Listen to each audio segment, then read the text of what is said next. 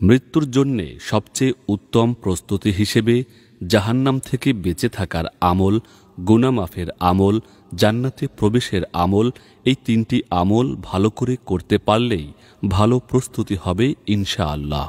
আজ আমরা জান্নাতে যাওয়ার কিছু আমলের কথা জানব। নাম্বার 1, আজানের জবাব দেওয়া।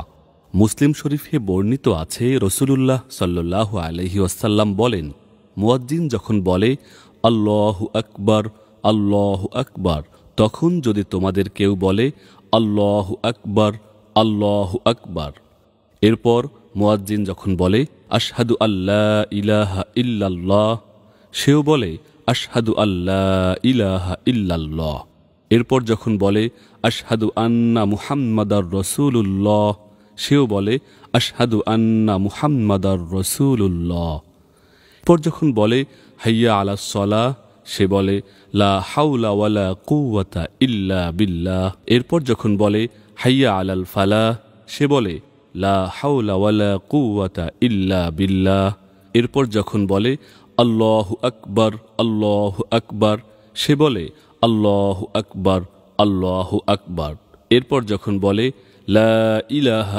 ইল্লাল্লাহ, সেও বলে লা ইলাহা ইল্লাল্লাহ। যদি সে ব্যক্তি তার অন্তর থেকে তা বলে থাকে, সে জান্নাতে প্রবেশ করবে। সুবহানাল্লাহ। নাম্বার 2, প্রত্যেক ফরজ সালাতের পর আয়াতুল কুরসি পাঠ করা। যে ব্যক্তি প্রত্যেক ফরজ সালাতের পর আয়াতুল কুরসি পাঠ করবে, তার জান্নাতে প্রবেশের পথে মৃত্যু ব্যতীত আর কোনো বাধা থাকবে না। নাম্বার 3, সাইয়্যিদুল ইস্তিগফার তথা ক্ষমা প্রার্থনার সর্বশ্রেষ্ঠ দোয়া পাঠ করা। দোয়াটির অর্থ হল, হে আল্লাহ, আপনি আমার রব, আপনি ছাড়া সত্য কোনো উপাস্য নেই, আপনি আমাকে সৃষ্টি করেছেন, আর আমি আপনার দাস। আপনার সাথে করা প্রতিশ্রুতি ও ওয়াদার যতটুকু সম্ভব আমি পালন করার চেষ্টা করেছি। আমার কাজকর্মের অনিষ্ট থেকে আমি আপনার কাছে আশ্রয় প্রার্থনা করছি। আমার উপর আপনার যে অনুগ্রহ, আমি তার স্বীকৃতি দিচ্ছি, আর আমার যে পাপ তাও স্বীকার করছি। আমাকে ক্ষমা করে দিন, কারণ আপনি ছাড়া কেউ পাপ ক্ষমা করতে পারে না। যে ব্যক্তি সন্ধ্যায় সাইয়্যিদুল ইস্তিগফার পাঠ করবে, যদি সে রাতে মৃত্যুবরণ করে, সে জান্নাতে প্রবেশ করবে। আর যদি কেউ তা সকালে পাঠ করে এবং সেই দিনে সে মারা যায়, সে জান্নাতে প্রবেশ করবে। নাম্বার 4, আল্লাহর 99টি নাম। নিশ্চয়ই আল্লাহর 99টি নাম রয়েছে। যে ব্যক্তি সেগুলো গণনা করবে, মুখস্থ করবে, ঈমান আনবে, সে অনুযায়ী আমল করবে, সে জান্নাতে প্রবেশ করবে। নাম্বার 5, অহংকার ও ঋণমুক্ত থাকা। যে ব্যক্তি 3টি বিষয় থেকে মুক্ত অবস্থায় মৃত্যুবরণ করবে, সে জান্নাতে প্রবেশ করবে। অহংকার, গুলুল তথা গনিমতের সম্পদ আত্মসাৎ করা এবং ঋণ। নাম্বার 6, জিহ্বা ও লজ্জাস্থান সংরক্ষণ করা। বুখারী শরীফে বর্ণিত আছে, রাসূলুল্লাহ সাল্লাল্লাহু আলাইহি ওয়াসাল্লাম বলেন, যে ব্যক্তি তার 2 চোয়াল এবং 2 পায়ের মধ্যবর্তী স্থানের ব্যাপারে আমাকে নিশ্চয়তা দেবে, আমি তার জান্নাতের ব্যাপারে নিশ্চয়তা দিচ্ছি। নাম্বার 7, 12 রাকাত সুন্নাতে মুয়াক্কাদা সালাত আদায় করা। যে ব্যক্তি দিনে রাতে 12 রাকাত সালাত আদায় করবে, তার জন্য জান্নাতে একটি ঘর নির্মাণ করা হবে।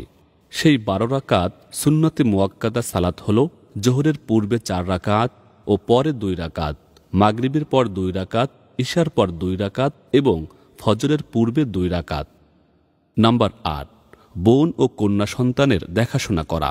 যে ব্যক্তির 3টি কন্যা সন্তান বা 3 জন বোন আছে, বা 2টি কন্যা সন্তান বা 2 জন বোন আছে, এবং সে তাদের সাথে উত্তম আচরণ করে ও তাদের ব্যাপারে আল্লাহকে ভয় করে, তার জন্য জান্নাত। নাম্বার 9, তাকওয়া ও উত্তম চরিত্র। নবীজি সাল্লাল্লাহু আলাইহি ওয়াসাল্লামকে জিজ্ঞেস করা হয়েছিল, কোন বিষয়টির কারণে সবচেয়ে বেশি মানুষ জান্নাতে প্রবেশ করবে? তিনি বললেন, তাকওয়া এবং উত্তম আচরণ। নাম্বার 10, তাওয়াক্কুল। আমার উম্মতের 70,000 ব্যক্তি কোনো হিসাব নিকাশ ছাড়াই জান্নাতে প্রবেশ করবে। তারা হলো যারা অন্যের কাছে ঝাড়ফুঁক চায় না, শুভ অশুভ লক্ষণ নির্ণয় করে না এবং তাদের রবের উপর ভরসা করে। আল্লাহ পাক আমাদের সবাইকে কবুল করুন, আমিন। সুপ্রিয় দর্শক, আমাদের ভিডিওগুলো ভালো লাগলে আমাদের ইসলামিক স্টোরি পেজ লাইক দিতে পারেন এবং আমাদের YouTube channel Islamic story subscribe করতে পারেন।